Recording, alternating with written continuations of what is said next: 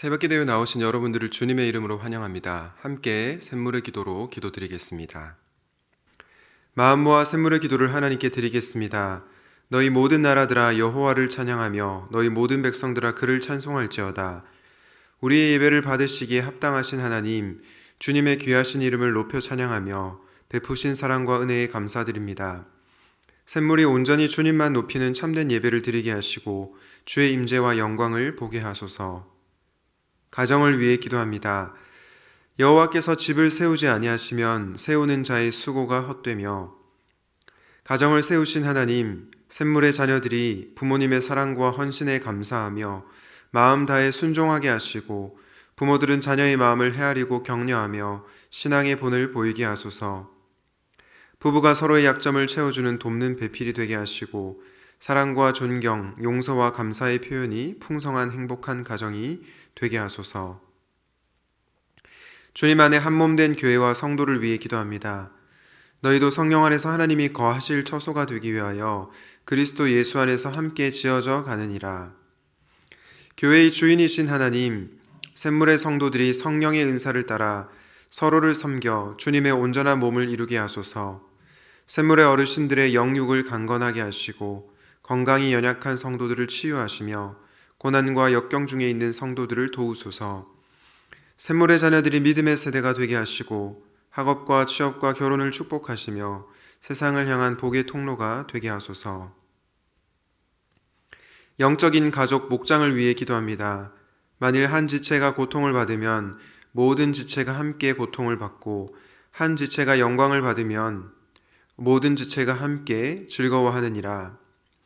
선한 목자이신 하나님, 목장을 섬기는 목자들을 축복하시고 섬김과 수고를 기억하소서. 샘물의 목장마다 기쁨과 슬픔을 함께 나누고 서로를 위해 뜨겁게 기도하며 치유와 회복이 있게 하소서. 이웃을 향한 섬김과 환대로 따뜻하고 즐거운 목장, 사람을 남기는 목장이 되게 하소서. 나라와 선교를 위해 기도합니다. 하나님은 온 땅의 왕이심이라 지혜이시로 찬송할지어다. 온 땅의 통치자 되시는 하나님, 이 나라를 다스리셔서 주님의 공의와 정의가 실현되며 주의 복을 받는 나라가 되게 하소서. 각 처에서 복음 전하는 선교사들을 성령으로 충만하게 하시고 안전을 지켜주시며 모든 필요를 채워주소서. 전쟁으로 고통받는 사람들에게 속히 평화를 주시고 북한 땅에도 자유와 평화와 구원을 허락하소서. 오늘도 샘물 성도들과 동행하셔서 복된 하루가 되게 하소서. 예수님의 이름으로 기도드립니다. 아멘. 오늘 하나님께서 저와 여러분에게 주시는 말씀은 사도행전 13장 26절에서 41절입니다. 형제들아, 아브라함의 후손과 너희 중 하나님을 경외하는 사람들아, 이 구원의 말씀을 우리에게 보내셨거늘 예루살렘에 사는 자들과 그들 관리들이 예수와 및 안식일마다 외우는 바 선지자들의 말을 알지 못하므로 예수를 정죄하여 선지자들의 말을 응하게 하였도다.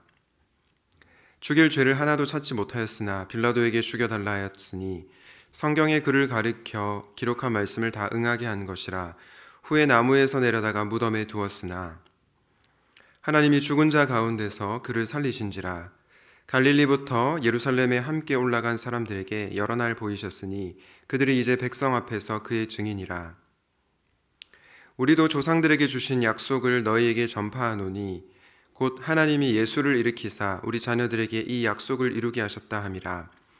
시편 2째 편에 기록한 바와 같이 너는 내 아들이라 오늘 너를 낳았다 하셨고, 또 하나님께서 죽은 자 가운데서 그를 일으키사 다시 썩음을 당하지 않게 하실 것을 가르쳐 이르시되 내가 다윗의 거룩하고 믿붙는 살을 너희에게 주리라 하셨으며, 또 다른 시편에 일렀으되 주의 거룩한 자로 썩음을 당하지 않게 하시리라 하셨느니라.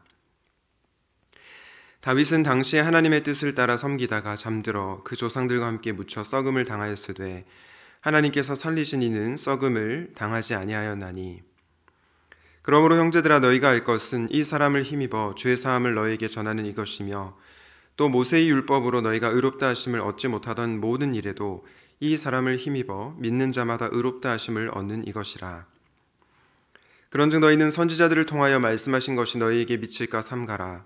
일러스되 보라, 멸시하는 사람들아, 너희는 놀라고 멸망하라. 내가 너희 때를 당하여 한 일을 행할 것이니 사람이 너희에게 일러줄지라도 도무지 믿지 못할 일이라 하였느니라 하니라. 아멘. 오늘의 말씀은 예수님을 꼭 믿어야 하는 이유입니다.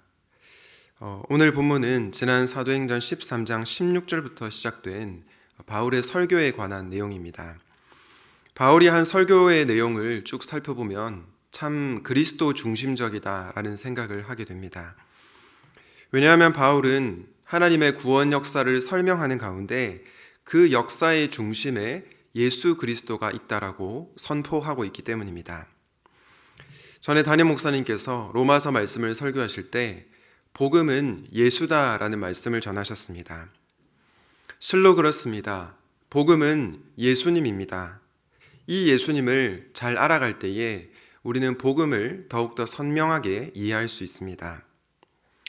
그런데 사실 여기 계신 여러분 대부분들 가운데 예수님을 지식적으로 모르는 분은 없을 거라고 생각합니다. 그럼에도 불구하고 저는 다시 한번 우리 예수님을 전하려고 합니다. 왜냐? 예수님을 믿는 것이 우리 인생의 전부이기 때문입니다. 전혀 과장법이 아니라 실제로 그러하기 때문입니다. 그렇다면 우리는 왜 예수님을 꼭 믿어야 할까요? 묵상하실 때 예수님을 꼭 믿으시고 또 이 예수님을 믿지 않는 분들에게 증거하시는 여러분 되시기를 주님의 이름으로 축복합니다. 오늘은 예수님을 꼭 믿어야 하는 이유, 예수님이 어떤 분이신지를 함께 묵상하려고 하는데요. 먼저 첫 번째는 그분이 믿을 만한 분이시기 때문입니다. 사랑하는 여러분, 제가 여러분에게 예수님을 꼭 믿으세요. 이미 예수님을 믿고 있는 여러분, 예수님을 잘 믿으셔야 합니다. 이렇게 말을 하는 이유는 그분이 정말로 신뢰할 만한 분이시기 때문입니다. 오늘 보면 사도행전 13장 26절부터 30절에 보면 바울이 하나님의 약속을 성취하기 위해서 보내신 구원자 예수님을 이스라엘 백성이 알아보지 못했다라고 책망함을 보게 됩니다. 하지만 하나님은 십자가에서 죽으신 예수 그리스도를 다시 살리시고 말씀으로 약속하신 구원을 성취하셨습니다. 도대체 이 예수님은 어떤 분이셨을까요? 예수님은 약속을 성취하신 분이십니다. 만약 예수님께서 십자가를 지시지 않으셨다면 구원 약속은 어떻게 되었을까요?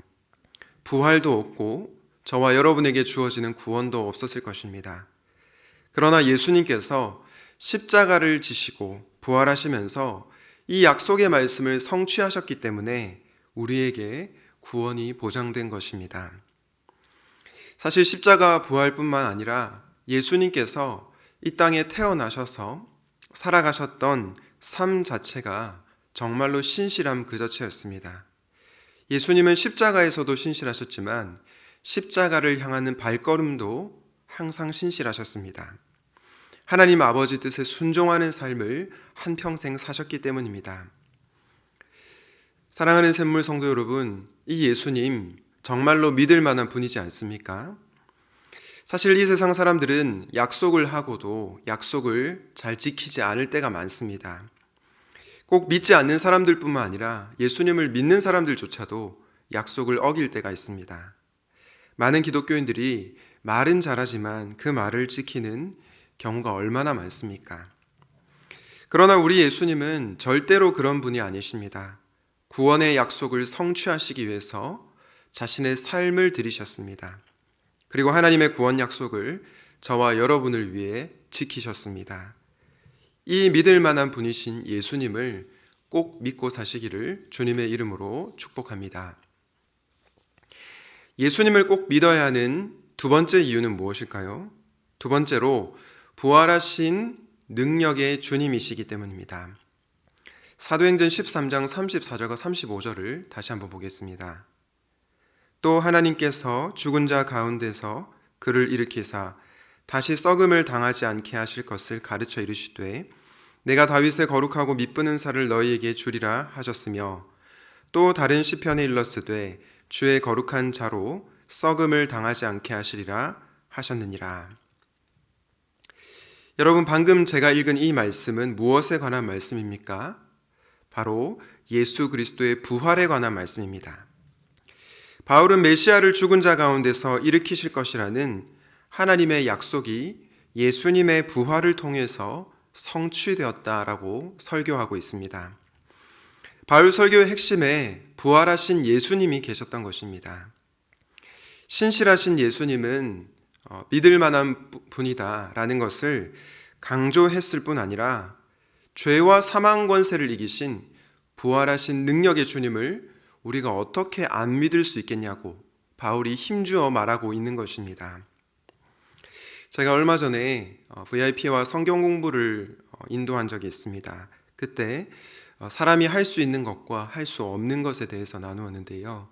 먼저 제가 그 VIP에게 사람이 할 수 있는 것은 무엇인지 물어보았습니다. 그러자 그 VIP가 사람은 돈을 벌 수도 있고 지식을 쌓을 수도 있다, 이런 얘기를 하더라고요. 그리고 사람이 할 수 없는 것은 무엇이냐라고 물으니까 이 VIP가 사람이 할 수 없는 것은 없다라고 대답을 했습니다. 바로 그때 제가 이렇게 얘기를 했습니다. 사람이 돈을 얻고 또 지식을 쌓을 수 있을지 몰라도 생명은 살릴 수 없지 않느냐라고 반문했습니다. 설사 생명을 연장시킬 수는 있을지 몰라도 영원한 생명을 사람이 가질 수는 없는 것입니다. 물론 그 VIP가 잘 설득이 되지 않는 것 같았지만 우리의 삶의 실존이 그러합니다. 그 어떤 대단한 사람도 죽음은 막을 수 없습니다. 아무리 돈이 많은 사람도, 지식이 뛰어난 사람도, 대단한 권력을 가진 사람도 죽음을 이길 수는 없습니다. 그러나 우리 예수님은 어떤 분이십니까? 부활하신 예수님은 죄와 사망 권세를 이기신 분이십니다. 그렇기 때문에 우리는 이 예수님을 꼭 믿어야 합니다. 그런데 저는 예수님께서 죄와 죽음의 권세를 이기셨다는 이 사실이 단지 미래의 일만은 아니라고 생각합니다. 지금 이 땅에서도 죄와 사망 권세를 이길 힘이 바로 예수님을 믿는 저와 여러분에게 있다는 것입니다.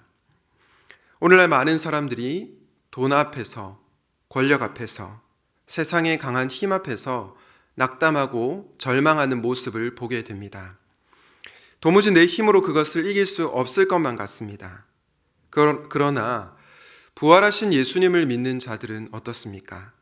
그분과 함께 절망과 낙심을 이깁니다. 부활하신 예수님께서 나에게, 저와 여러분에게 그런 힘을 주시기 때문입니다. 사랑하는 여러분, 이런 점에서 저는 여러분들이 부활하신 능력의 주님을 꼭 믿을 수 있기를 바랍니다. 그리하여서 이 세상 앞에서 절망하지 않고 낙심하지 않고 부활하신 주님과 승리하는 삶을 살아가시기를 우리 주님의 이름으로 축복합니다.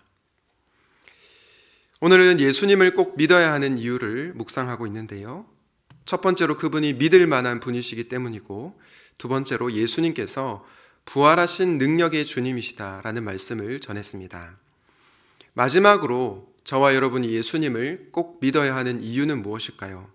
마지막은 예수님께서 우리의 존재와 삶을 변화시키기 때문입니다.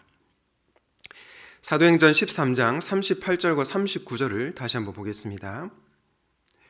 그러므로 형제들아, 너희가 알 것은 이 사람을 힘입어 죄 사함을 너희에게 전하는 이것이며, 또 모세의 율법으로 너희가 의롭다 하심을 얻지 못하던 모든 일에도 이 사람을 힘입어 믿는 자마다 의롭다 하심을 얻는 이것이라. 아멘. 여러분, 이 구절을 통해서 우리가 알 수 있는 것은 무엇입니까?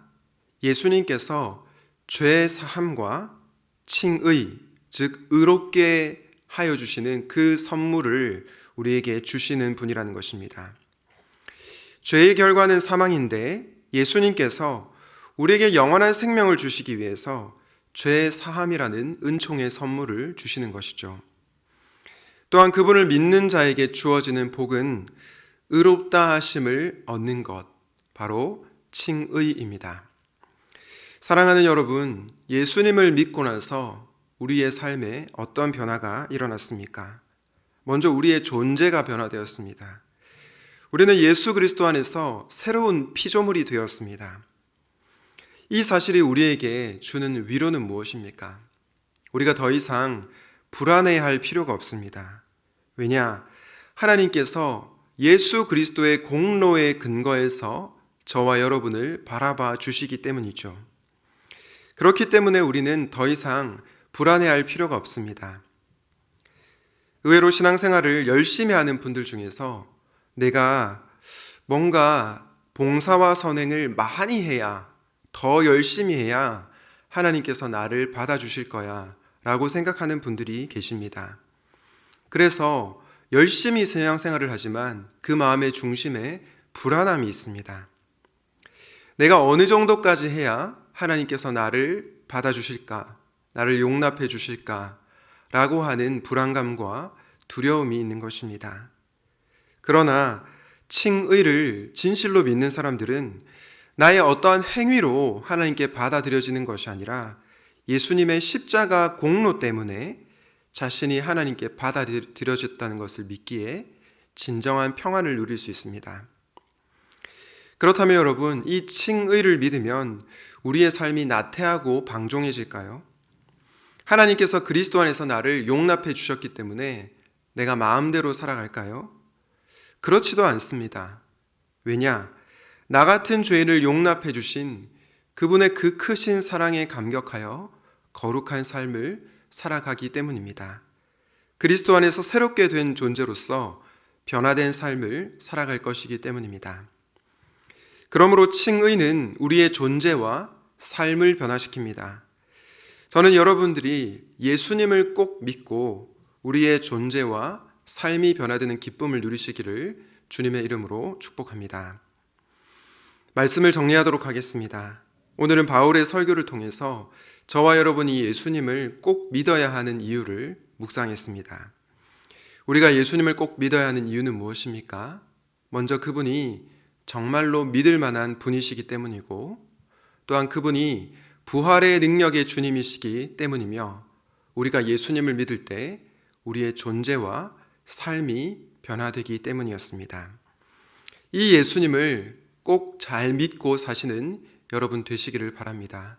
그리고 여러분 주변에 믿지 않는 VIP들이 있다면 이 예수님을 증거하는 삶을 살아가시기를 우리 주님의 이름으로 축원드립니다. 아멘. 오늘 말씀을 기억하면서 이렇게 기도하면 좋겠습니다.